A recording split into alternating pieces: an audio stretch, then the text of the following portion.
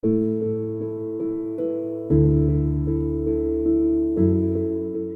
welcome everyone to the Washington Sports Medicine Institute. This is the third of our lecture series. I want to welcome everyone who's here in person, and it's great to see a nice turnout here, a lot of familiar faces, as well as everyone who is attending on Zoom. My name is Dr. Lonnie Davis. I'm an orthopedic surgeon. I specialize in sports medicine. I'm one of the physicians at the clinic here. We have a pretty broad and multidiscipline group of doctors here, and we'll go over some of that as well. But the third of these series is a bit fun. Forgive my dad jokes. I got kids, so that's kind of how that works. But this one's O-SNAP, common acute tendon injuries in our aging athletes. All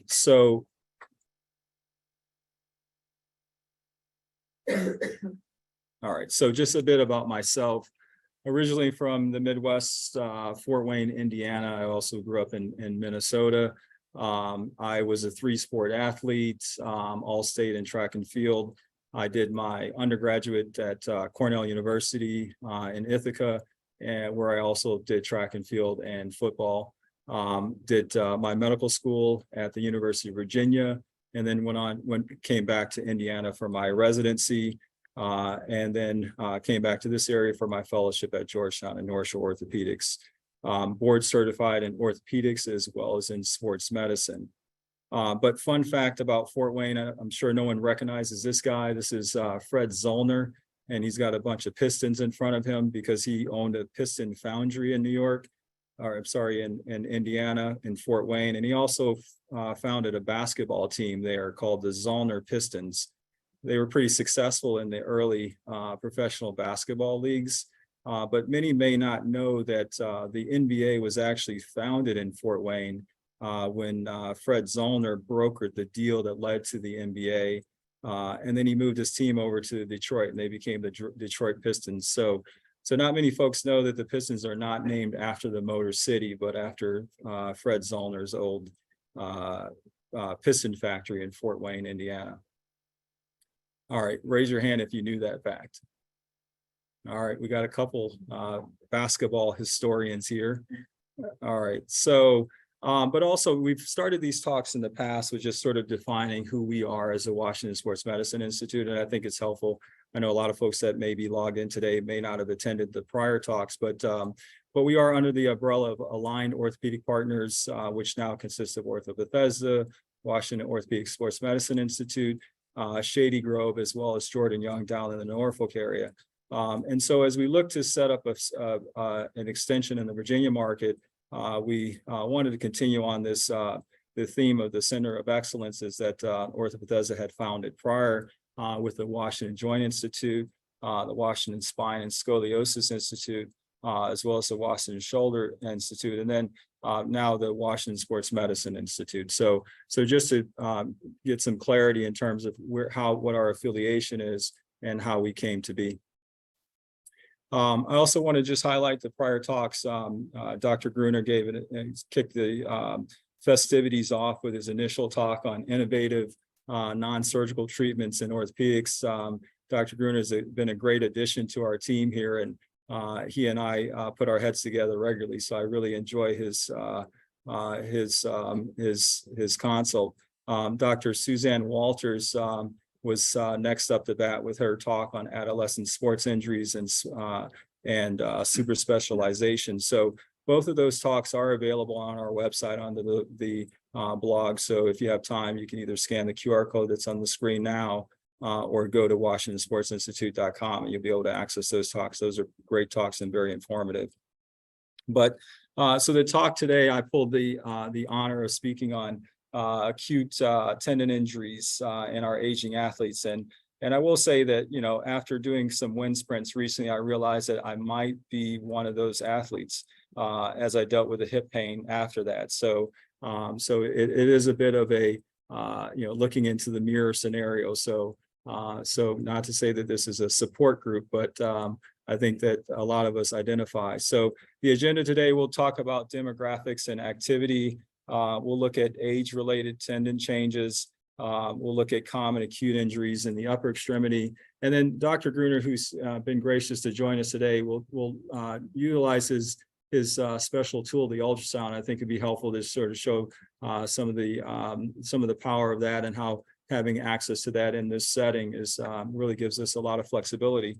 And then we'll go into some common acute injuries in the lower extremity, and then we'll talk about injury prevention as well. So the question becomes, what's the aging athlete? Obviously, that's been somewhat of a moving target. We certainly had some guys like LeBron and Tom Brady who've sort of stretched the limits on what athletes can do. So for all intents and purposes, we'll say that folks who are over 40 and still active would qualify. And we can see that we have seen a significant increase in the number of folks over the past couple of decades who are fall into that age category, but who remain active. You know, the thing that we find, and certainly as orthopedists, the challenge that we have is that, you know, not only are the patients active, but they're also engaged in their activity. It's not that they're going to the gym and using cardio equipment. They're competing and they're still succeeding, and they're still driven by their activity. And so with that, we recognize that our goal is to facilitate that, to allow them to continue to be active and to be successful. As opposed to historically, these folks are also generally fairly healthy, and they also have less chronic disease, which leads to, or should I say, which relates to the fact that they have access to folks like myself, Dr. Gruner, and our team. Also, folks in the medical community, whether it's physical therapists, acupuncturists, chiropractors, have all been able to keep folks very active and competitive into much longer than the previous generation. So the aging athlete is somewhat of a moving target. But we do find that despite all of these innovations, there is certainly some wear on the tires, so to speak. And so the X-ray on the left is one of a normal knee. And so that person being active shouldn't present too much of a challenge. But the X-ray on the right is one with advanced knee arthritis. The patient I saw, a 61-year-old who's still competitive in soccer and doesn't complain. But the real question is it an aging athlete or just tougher folks? So I think there's probably a little bit of both. But when we look at these, it's not just tough, they're fit as well. So this is an interesting diagram, which is looking at our cardiovascular fitness, or VO2 max. And we can see that in an active 75-year-old, such as the woman on the right of this diagram, their VO2 max is equivalent to a sedentary teenager. And so we can, we see that not only are folks active, but it's something that's objectifiable, and it's something that can be tracked. So again, we can see the similar trends in males as well. So for instance, a 55-year-old male who's jump roping there is very fit, and we look at VO2 max numbers very similar to a fit teenager. So as we treat athletes, especially as they're aging, we want to, as I said, appreciate not only just their motivation, but the fact that their level of health is higher and they are able to continue to maintain their fitness. All right, so as individuals age, despite our mental toughness or what have you, we do know that there's some impact, right? We do see some changes, and specifically today we'll talk about some of those changes that impact the tendon structure. All right, so just looking at the physiology of this. So I like to think of the tendons are like ropes or cords. And so that the diagram on the right will show a normal tendon structure under an electron microscopy. And then the diagram on the right of that is actually an aging tendon. So we do know that there are some changes. And so we want to be able to acknowledge that. And so when we look at the physiologic changes, we can see reduced tendon flexibility. We know that does put us at risk for muscle tendon injuries. We see decreased tendon strength. So just the ultimate structural strength of the tendon is decreased as we get older. We will see a decline in the blood supply. So any activity as we're dealing with biological structures, we'll see accumulation of wear and damage over time. And the blood supply or the nutrients allow us to repair that damage. having a decrease in that will impact or put us at a higher risk of injury. And then that leads to the tendon degeneration over time. So at our maximum strength, we know that that the tendon is not what it once was. We also see that as we get older, we have moments, periods of disruption or activity level. And so whether it's a project at work, a client, or what have you, and so, or a child who's temperamental, so those real life events do cause some disruption in our level of activity. And so as we go in and out of our activities, we are subjected to increased risk of injury. We will see objectively a loss of muscle mass, and the muscle mass does help to protect us from injury. Chronic health conditions, unfortunately, we do pick up some baggage along the way from a health standpoint. And so some of those things will impact our risk of injury. And then medications, things such as statins or cholesterol lowering medications can affect our tendons, antibiotics, and what have you. So there's some, again, some accumulation of damage, as well as some factors that may be somewhat unrelated but tangential that will affect our tendon health. So I wanted to kind of present this in kind of case format. In medical schools, we've gone to this problem-based learning format for the most part, and we've seen that it does prepare folks. Most folks will learn more efficiently in that way. So I think it's helpful to kind of present some cases, or some, these are all sort of fictional cases, but I think some of us will kind of identify with these. But so the first one is a 45-year-old right-hand dominant male accountant who has a 1-week history of right shoulder pain and weakness after lifting a heavy box onto the upper shelf in his garage. So then he comes in, he felt a pop and a deep shoulder pain, which was fairly acute. And that's the snap. Okay. And so I will say, so my daughter saw this and she knew exactly who this was. I just searched it on the internet, but apparently it was from trolls, but she told me that. So, all right. So this guy comes in with 7 out of 10 pain with reaching overhead and pain at night. And we do know that the pain at night is kind of a distinguishing factor. I like to say that sleep deprivation is a form of torture for a reason. We do, even though we may be mentally strong, we do have to reset our batteries. And so the sleep is critical. So oftentimes patients who come in with sleep deprivation have, the issue has been going on for quite a while. But this person, this is an acute injury for tonight's purposes. So he comes in with 7 out of 10 pain. No history of shoulder pain, but he plays in his adult league basketball on his adult league basketball team, and that's important to him. And as I said, that it kind of goes back to the point of that it's not that often our patients are doing the activity, but they're doing it with some intent, and it means it's valuable to them. So that's gives us more motivation to be able to get them back to activities. All right, so the diagnosis here. We'll call it a traumatic rotator cuff tear. Okay. And when we look at rotator cuff tears, the vast majority of them are going to be attritional chronic injuries. And this may be a bit of an acute on chronic, but it's a significant acute loss of function and pain is how we would define that. So just to give some background on the rotator cuff, it's a group of 4 muscles that helps to support the shoulder, and it provides stability. It does allow us to put our hand in space. And so it gives us the freedom of the use of our hand. And, some will say that the opposable thumb differentiates us from the primates, but I really think that having a mobile shoulder is really defining for us, because it does allow us to put our hand in space. But when we look at rotator cuff injuries, they come in somewhat all shapes and fashions, but major categories are going to be partial tears versus complete tears. We look at treating these. Tissue quality is going to be a factor, age, as well as additional injuries, comorbidities, and level of activity is going to be critical. But then in this sense, we're looking at acute injuries. So we'll define the acute as the real focus here.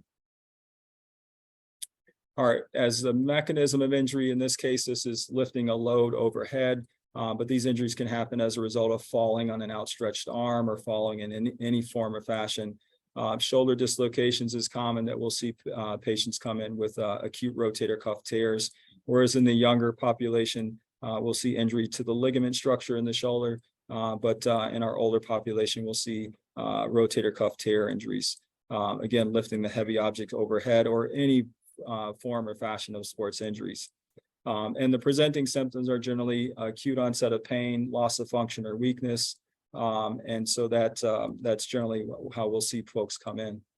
When we look at treating these to determine which path is most appropriate for each patient, in addition to the patient-specific reasons, there's the tear patterns. And so whether it's tear size, small, medium, large, or massive tears, and then tear characteristics from the standpoint of retraction, tendon quality, and muscle quality. So the picture at the top there is an MRI, which shows a full thickness rotator cuff tear. The blue arrow is pointing at the tear. And so we're able to get a sense of the severity of the injury.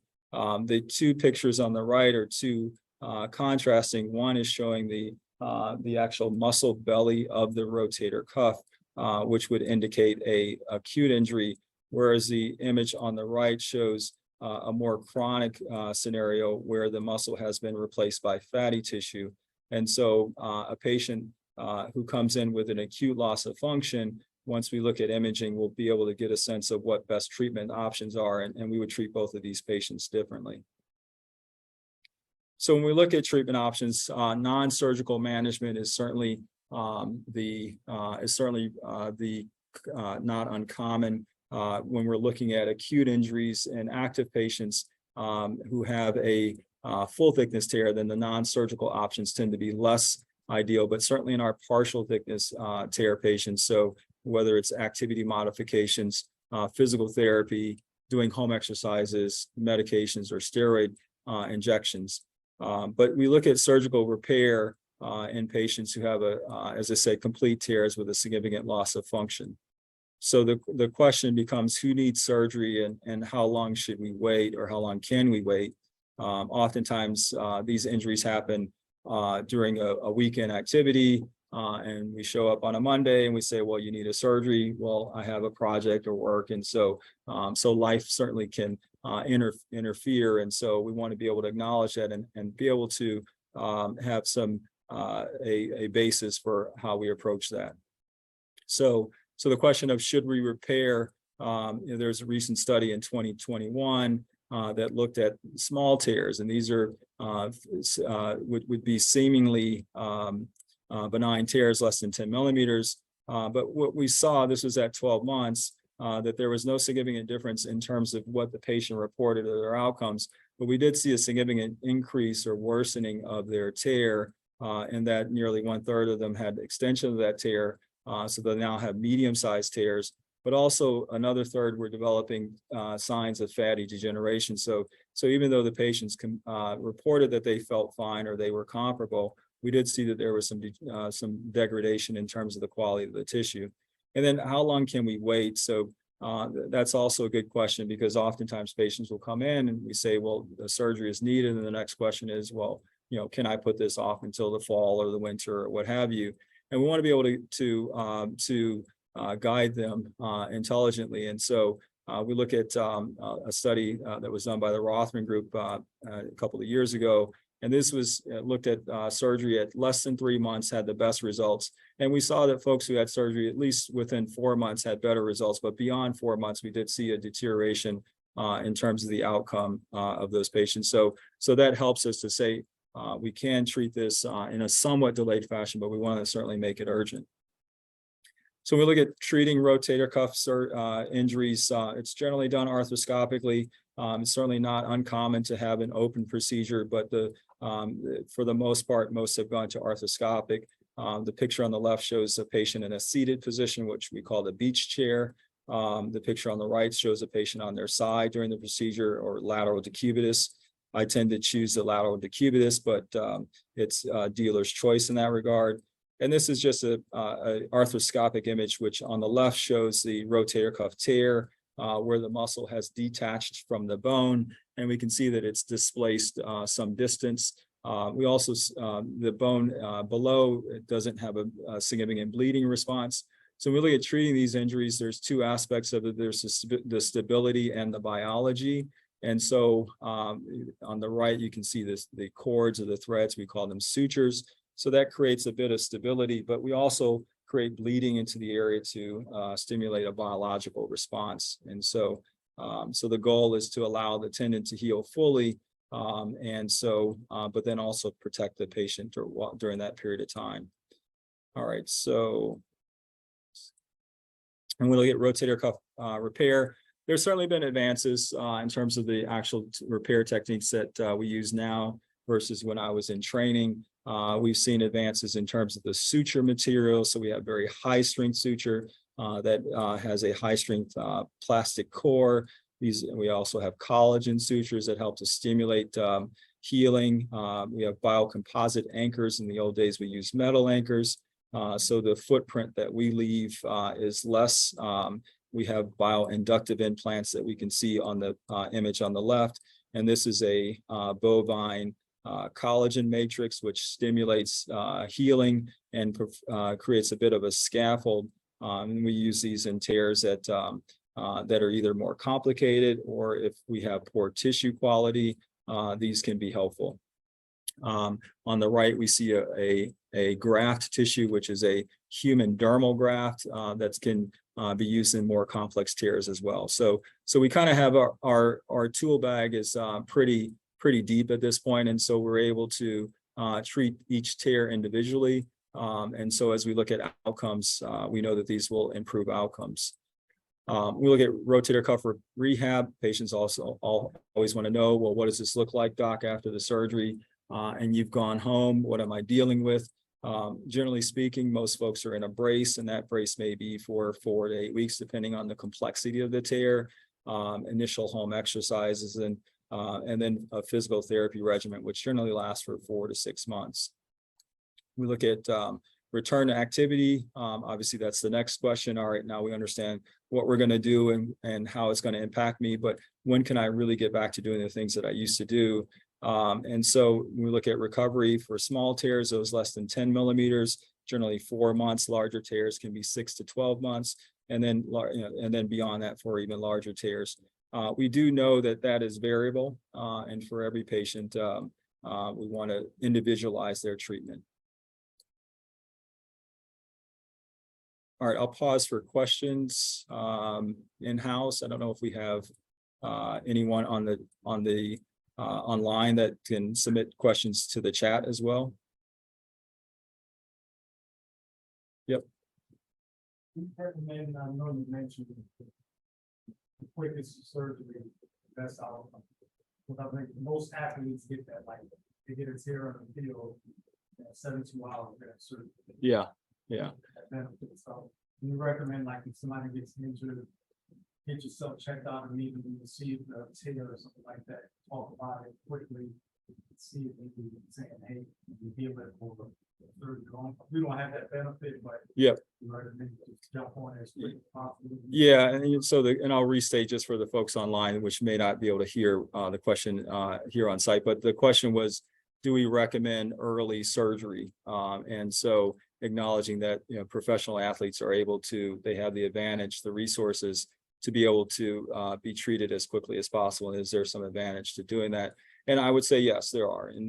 And certainly for rotator cuff injuries, there are certain injuries that a delay or a period of initial recovery is helpful. But we do find that for rotator cuff surgeries, we recommend earlier treatment. And I think that's what some of the studies will show, is that patients who are treated sooner have better results. And so I generally will tell patients that, yes, we can treat any tear, but smaller tears heal faster, and they are easier to treat. We have better tissue quality.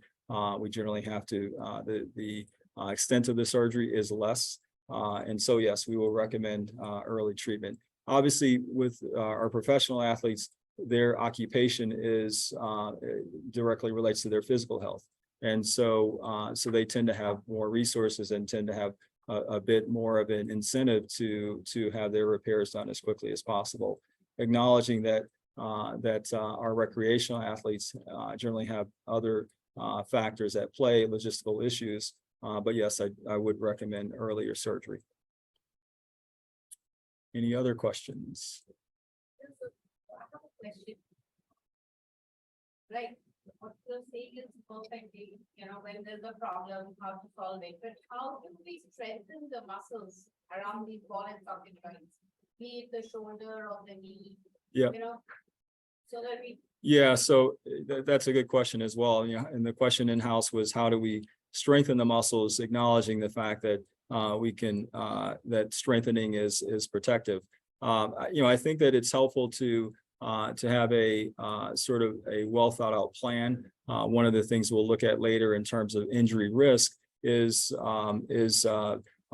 increasing our level of activity over a shorter period of time. So just as these biological structures, whether it be your tendons, muscles, or whatnot, respond well to controlled stress like exercise, we do find that they are degenerating over time, and so we do get degenerative changes.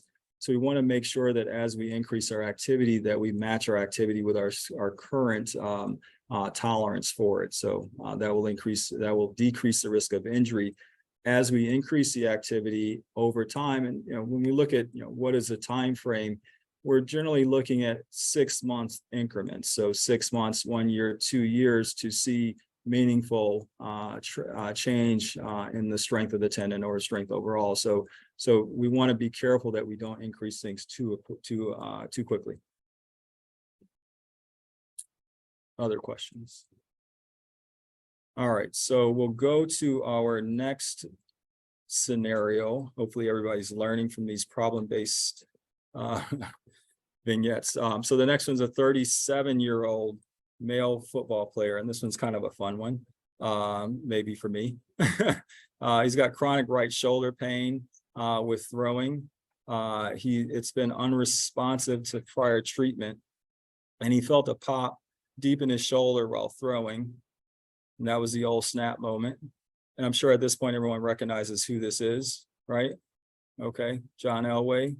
So obviously he's 37-year-old. He kind of falls outside of our parameter for an aging athlete, but I would say that the years in the NFL probably multiply that age by quite a bit. So his scenario was a chronic shoulder pain, which was relieved somewhat acutely, and he was able to continue to play at an elite level and won 2 Super Bowls after that, including a Super Bowl MVP. So the diagnosis for Mr. Elway here was a long head biceps tendon rupture, and which is a bit of an acute on chronic scenario.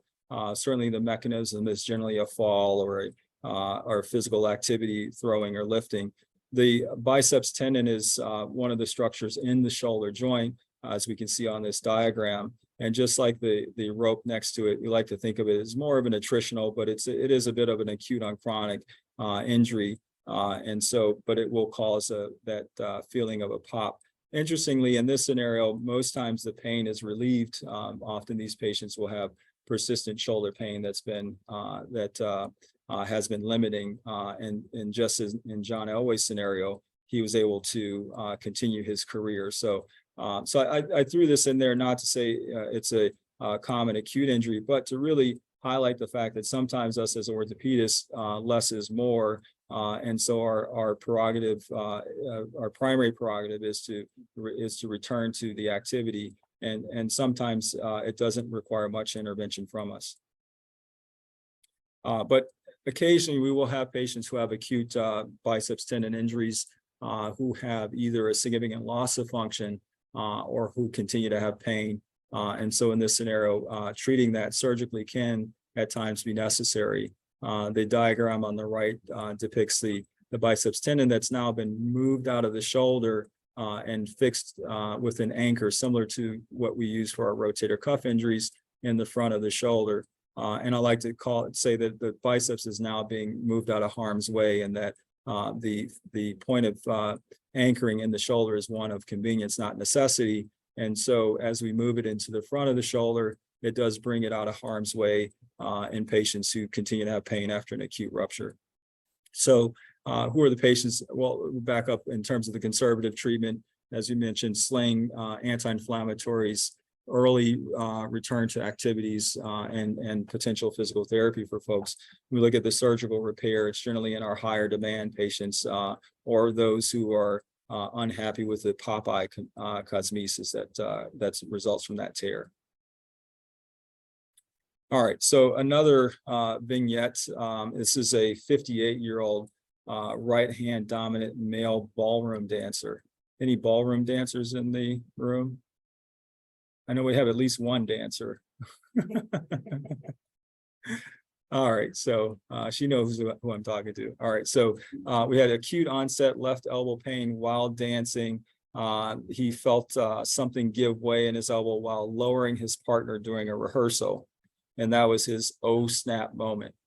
And so he came in, he was able to finish the competition because he's tough, right? But he continued to have pain and weakness in the arm. And so he presented to the clinic, and his diagnosis was a distal biceps tendon rupture. So we just talked about the biceps at the top of the shoulder. Now we're talking about the biceps at the level of the elbow. And so as we look at the biceps tendon at the elbow, or should I say at the shoulder, we have two tendons, the long and the short head. Those then coalesce at the elbow to form a single tendon unit. And so we look at the function of the biceps tendon. It's involved in bending our arm, as well as what we call supination, which is just to rotate the forearm. And so when we have an injury to that structure, we will see a loss of function in that regard. The diagram shows the blood supply. So as we talked about the loss of blood supply as we're aging, there are certain structures such as the biceps that anatomically have a limited blood supply. So how do these folks present? Well, they generally come in with, as we mentioned, a complaint of a pop or a tearing sensation. Generally this injury happens with a sudden load to the arm and an eccentric load, which is to say that the elbow is straightening while the biceps is contracting. That causes an increased stress. We'll see bruising, pain and weakness, and a possible deformity. When we look at the tear patterns, we will see partial tears as well as complete tears. And then this issue of retraction is pretty important in that the biceps tendon is just like this window shade that when it does tear, sometimes it does roll up to the top of the arm. And so being aware of that is helpful in terms of treatment options. All right, so when we look at biceps tendons, again, our goal is to differentiate the level of the tear. The MRI on the top right with the red arrow, that shows a retracted biceps tendon, which is now rolled up into the upper arm. And then the goal is to restore that back to its normal attachment. As I mentioned, Dr. Gruner's in the house today, and we have a ultrasound. That's the bottom right image, and that shows us the biceps tendon tear using an ultrasound imaging. The beauty of the ultrasound imaging, traditionally, we would have to send the patients out to have an MRI. They would have to come back, and then we would evaluate that while trying to schedule their procedure. So having access to the ultrasound on site allows us to do that at the point of care and to get reliable information, and then move forward with determining whether we will look at treatment or what treatment options we'll use. We look at the MRI, the availability of it can be a challenge at times, and it has an increased cost as well. From an accuracy standpoint, we find most of the studies will show that MRI and ultrasound are pretty comparable in terms of their ability to diagnose this. There is certainly some having a skilled ultrasonographer or musculoskeletal imager in-house helps as well. All right, so we look at distal biceps rupture. We'd say who needs surgery and how long can we wait? Again, similar to the rotator cuff injuries. In terms of the non-surgical candidates, generally lower demand patients, those who are not engaged in lifting or repetitive use of their arm. what we can tell our patients is that they'll lose about 50% of their supination strength, of their ability to do what this guy is doing in terms of turning a screwdriver. Will lose some of that endurance as well. And so we'll find that folks will, they may have some strength deficit, but they notice it significantly as they're using this, the arm over time for that type of activity. They will lose some of their flexion strength as well as their grip strength. And then again, the cosmetic deformity can be present as well. So when we look at the patients who are candidates for repairs, generally are moderate or high demand patients who are engaged in activities that involve elbow flexion, such as lifting, and or they may have an occupational requirement to do these activities. So in terms of repairing time, we generally like to repair these within that 2 to 3 week time frame, whereas the differentiating from the rotator cuff, the biceps tendon tends to be much more susceptible to retraction, and so that can be challenging. All right, so there's various techniques that we can use to repair the biceps tendon. There is sutures or buttons, screws, bone troughs. What we'll find is that all these repair techniques are fairly similar in terms of being able to restore the function in the biceps. And so it is a bit of a dealer's choice in terms of what the surgeon feels most comfortable, as well as what the patient feels most comfortable with as well. All right, so but the goal is to get the shade back down to the bottom of the window.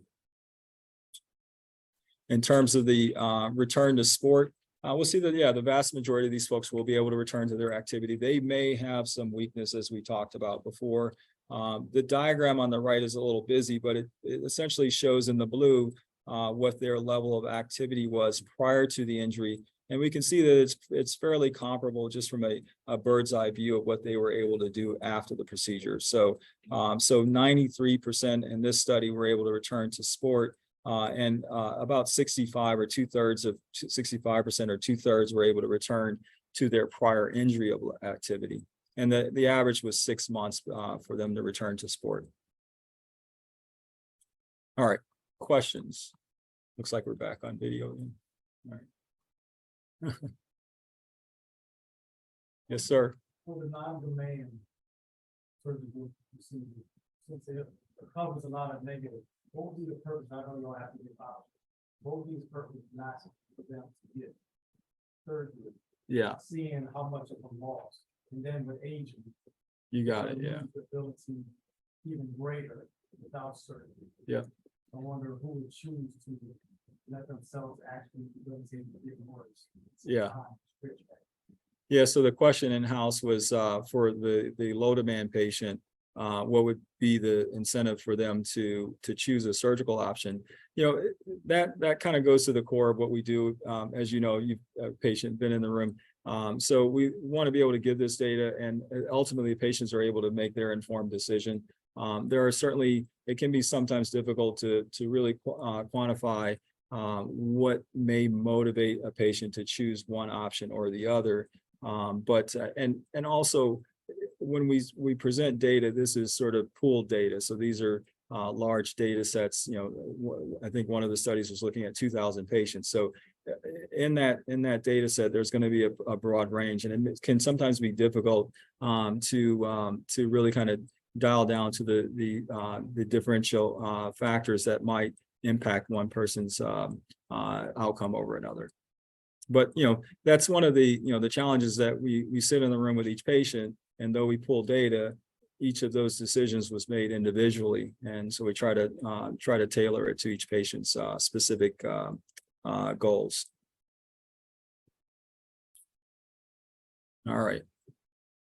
I think that was us. You want to try to do let's do the ultrasound. All right, so folks, we're going to bring Dr. Gruner in here for a ultrasound demonstration and I think we're going to do elbow. Mark, is that what we're doing? All right, good stuff. So I'm going on that screen or on the Zoom screen, you plug in here. We'll unplug your presentation. Plug that. Sounds like it. Good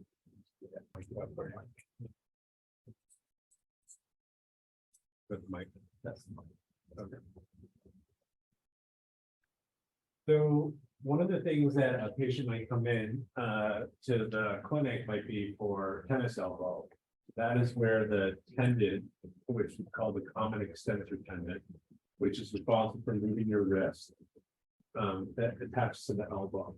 It doesn't necessarily happen to only tennis athletes. It happens to anyone doing excessive gripping, typing, activities that can really. Someone coming into the clinic, they can get examined, we can get a good history, we have a good insight into the diagnosis. Instead of getting an MRI, you can then look at the tendons and see if there's a tendon tear or if they have tendonitis. And so what I'll do is I'll talk to the patient, examine them, I'll feel where they're having pain. And that's important because not only am I looking at an image, but I'm trying to correlate where their pain on their body correlates to what I'm seeing underneath the microscope with the ultrasound. And so if you can see here, to the left of the screen,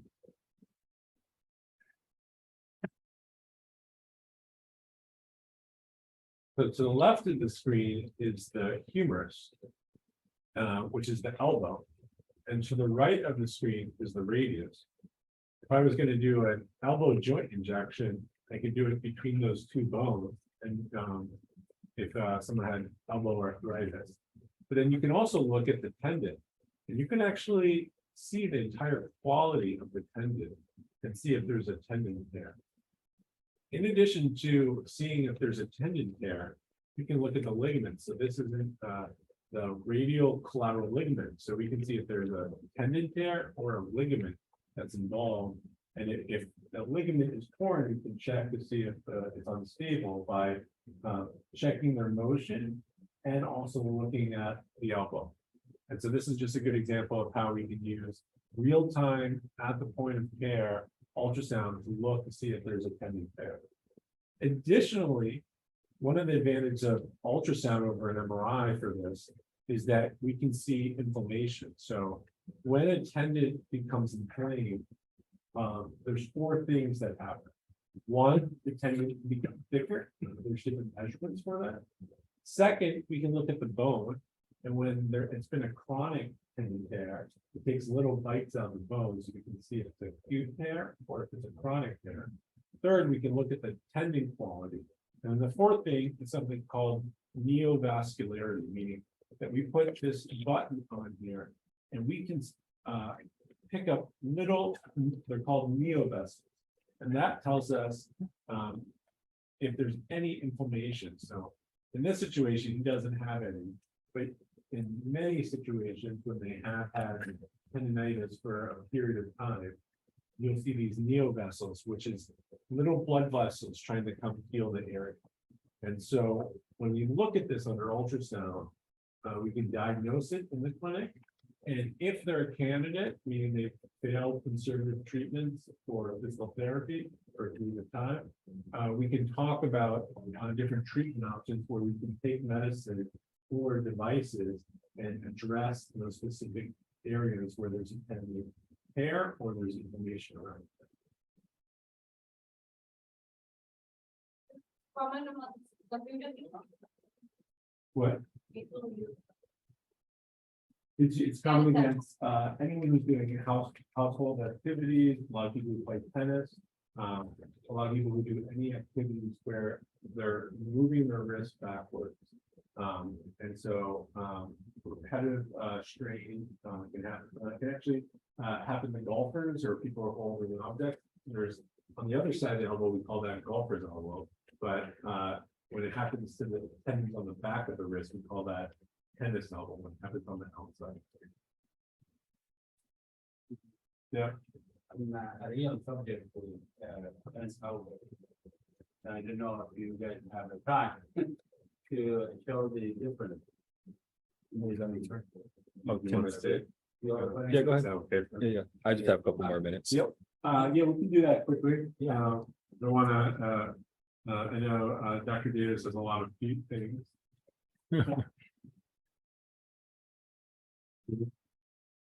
So you have pain here. So he has pain on the outside of his elbow. The next thing I'll do is just see if I'll have him move his wrist up. And then I'll push against his wrist. Does that cause pain in your elbow? This is less after not nails. Start something. And then hold my hand. So this is another thing for tennis elbow, because those tendons are responsible. So hold my, squeeze this. Does that cause pain in the elbow? Yeah. So when that happens, we think there's tennis elbow. So I think there's a problem here. In addition, I can look and see what's going on. So here's a good example. So he actually has a small partial tear. So I want you guys to see this. So on the screen here, this area, you see how this is all normal and white tendon, and we saw normal and white tendon before. And then you see how the bone, instead of it being nice and smooth, there's like little areas of injury. And then you see this black area. That's a very teeny, sometimes this wouldn't even show up on MRI, but it's a very teeny, small partial tear of the tendon. So we can see that real time. And the other thing that he has is he also has another area that's injured. So we can see that there's another area that's injured right here. And you see how it's nice and white here, and this is black and white. This is a combination of tendinopathy, and then there might be another injury right here. And so in addition to seeing that injury, we can check to see if he has any inflammation. And look at that. You can see he has, unlike the other, our normal subject, no inflammation. This is what we consider profound. And look, it's all around this tear. You can see how beautiful, you can see the quality of the vessels that are around there that are causing pain right there. So if I was thinking about treatment options for this, he would be a very good candidate for doing PRP or some other orthobiologic treatments directly right where that inflammation and that tear is for the tendon. This is a very good example of normal versus someone who has an injury and putting together all four signs all in one thing. So thank you very much for that.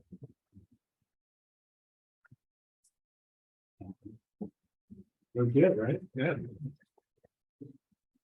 Thank you. That was a good case right there for me. Steal that like that.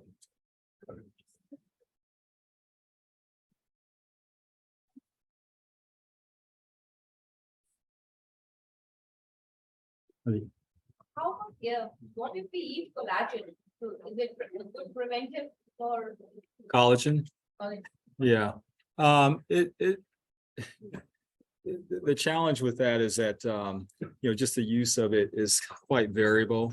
And oftentimes it's a nutraceutical or not controlled by the FDA. So there can be a significant variability in terms of what you're actually getting, what the applications. But I would say if you have any interest in it, I would encourage you to, either bring it into your primary physician, or if you have an orthopedist that you see, to bring that question to them directly.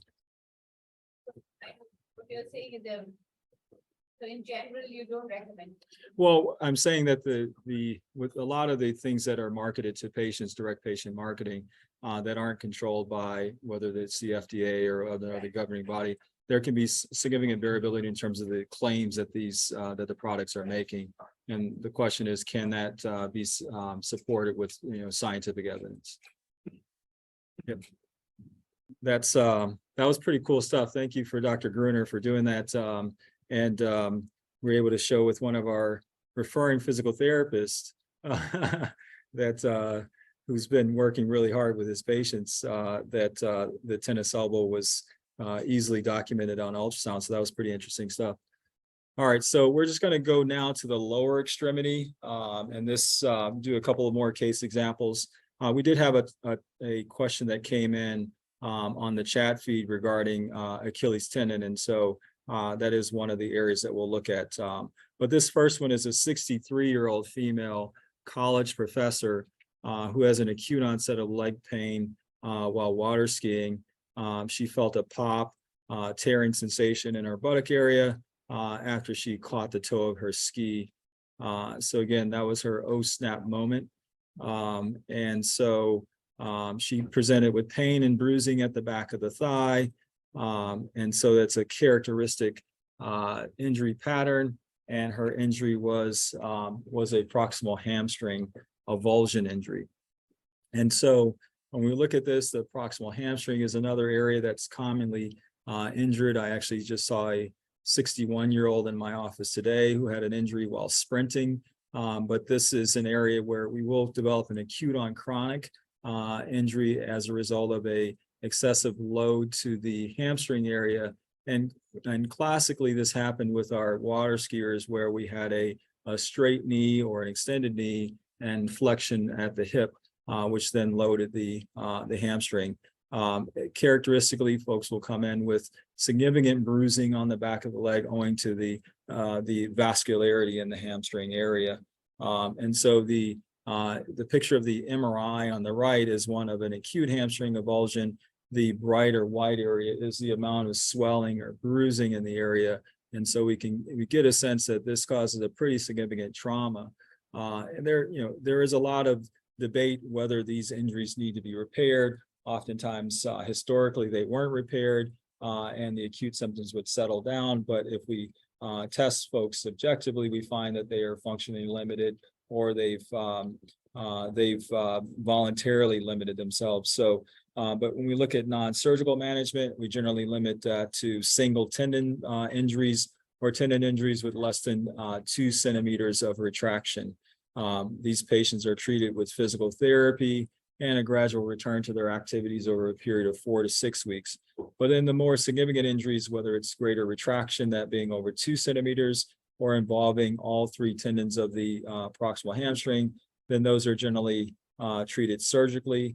The image that you see is a brace that we'll often use to limit their hip range of motion. But when we look at treating these, it's generally done through an open procedure. We look at return to sport in these folks. In one study, recent study, a pretty large study, a meta-analysis of studies looked at the mean age in patients was 41 years old, and the majority of the folks were able to return to sport at around 6 months. And about 2/3 were able to get back to their previous level of activity. So I think it's critical to again recognize that these injuries, these acute injuries, do happen in our aging athletes, and this is the historical perspective of this being a career-ending injury is something that I think is certainly is in the past, and we really want to treat these patients aggressively, knowing that their goal is to get back to their activity and not just to perform, but to perform at their pre-injury level. All right, so our last case scenario for the evening is a 61-year-old female retired nurse. And everyone can probably see the image in the background, which is pickleball, right? And so there's been some recent reports about the number of injuries that have occurred with the pickleball fad. She experienced acute right calf pain 2 days ago while playing pickleball. She describes an episode where she was pushing off and she felt as if someone had kicked her in her calf. And so that was her oh snap moment. And so she was unable to continue playing and now unable to bear weight due to pain and weakness in her leg. And I'm sure everyone knows the diagnosis here. She had an Achilles tendon rupture. So we know that this is the most common tendon injury in the lower extremity and has been increasing in incidence. The injury is generally a sudden acceleration, deceleration moment, and we'll generally feel a pop in the leg. And most folks present with the sensation that they were kicked or hit from behind, and everyone turns around to find out who caused their Achilles injury, and there's generally no one there. Or if there is someone there, they get a glare. But we've looked at treatment options. Generally, the non-surgical is an option.